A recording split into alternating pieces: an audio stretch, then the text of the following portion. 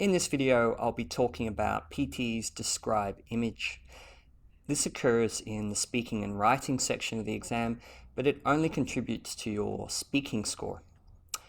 And what happens in this part of the exam is that you see an image and then you have to describe it verbally by speaking. And you might get different types of images. Very common that you'll get a line graph or a pie chart. But you might also get a bar chart, a map, a pie chart, a photo, even maybe a flow chart or a process diagram. Basically any kind of image, even a road sign.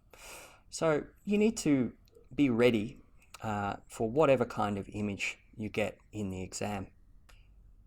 In Describe Image, you have 25 seconds to look at the image once it appears on your screen, and then you have a maximum of 40 seconds to describe it.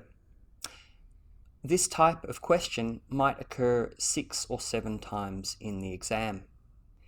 In terms of your enabling skills, PTE Describe Image contributes to your oral fluency, pronunciation, as well as content. So what are some of the key tips to succeed in this notoriously difficult part of the PTE exam? Well, firstly, let's acknowledge why it's considered difficult by students. The reason is because you have to improvise your content. In other parts of the speaking exam, such as read aloud, you're given words and you just have to repeat them. But in this one, you're not given any words. You're given an image, and you must then convey that image verbally back to the computer. I want you to think about your vocabulary for Describe Image in 2 ways: linking or structural expressions, and secondly, descriptive vocabulary. So what do I mean by that? Well, linking or structural expressions are things like the line graph depicts, or furthermore, in addition, in conclusion, all those kind of things that give structure to the 4 or 5 sentences that you'll need to say to the computer. So that's what I mean by linking or structural expressions. And the other kind of vocabulary is your descriptive vocabulary.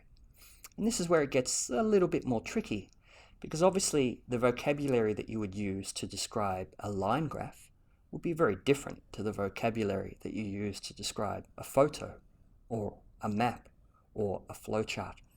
For example, in a line graph, we might use vocabulary to indicate movement up and down. The figure rose steadily, it declined rapidly, it fluctuated for many years, etc. Whereas in a photo, our descriptive vocabulary is describing parts of the photo in relation to other parts. So in the top left-hand corner, or directly above the person, in the foreground, the middle ground, the background, to the left of, to the right of, etc., etc., etc. Now, the PTE computer is smart enough to know if you're using the right kind of descriptive vocabulary for the right kind of image. So, for example, in a map, if you're describing a map, the computer is cross-checking your vocabulary with its database to see if you're using vocabulary that is appropriate to describe a map. North of, south of, parallel to, directly above, etc., etc., etc. If you're using those expressions, particularly as collocations, 2 words that work well together, then the computer will cross-check that with its own database and help you score well in content. Now, the other 2 enabling skills I mentioned earlier are pronunciation and oral fluency. Well, the computer needs to be able to detect each word. If it can't recognize the word, then that's going to cause problems in content and also, of course, pronunciation. Most common mistakes students make, I find, with pronunciation is not hitting the end of words when they speak. Make sure you hit the endings of words.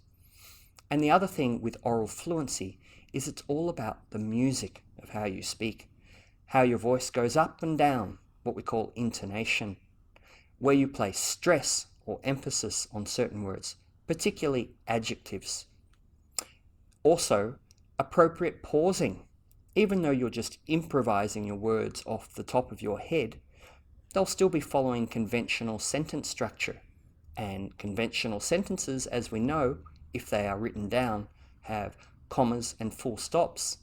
You can represent those commas and full stops verbally by having little micro pauses to indicate a comma, or a slightly longer pause to indicate the ending and beginning of a new sentence, as well as using your voice to go up at the start of a sentence and down at the end. And the other important thing with fluency in describe image and other speaking questions is connected speech. Make sure your words flow into each other, as you'll hear me mention in other videos. They should flow into each other in a natural way. Don't speak like a robot. It might help the computer understand the word clearly for pronunciation, but it will mean you will score poorly in your oral fluency. Now, I mentioned pausing. Just one key tip: if you pause for more than 3 seconds, the computer will think you're done and it will move to the next question. So yes, we do want some tiny little pauses to indicate commas and full stops, but don't pause for too long, okay? Practice with different types of images: maps, photos, pie charts, line graphs, etc. Get used to practicing with different descriptive vocabulary for all those types of images. Memorize some linking phrases to help connect your ideas, and you'll do well combined by using fluency and pronunciation in this part of the exam. Good luck.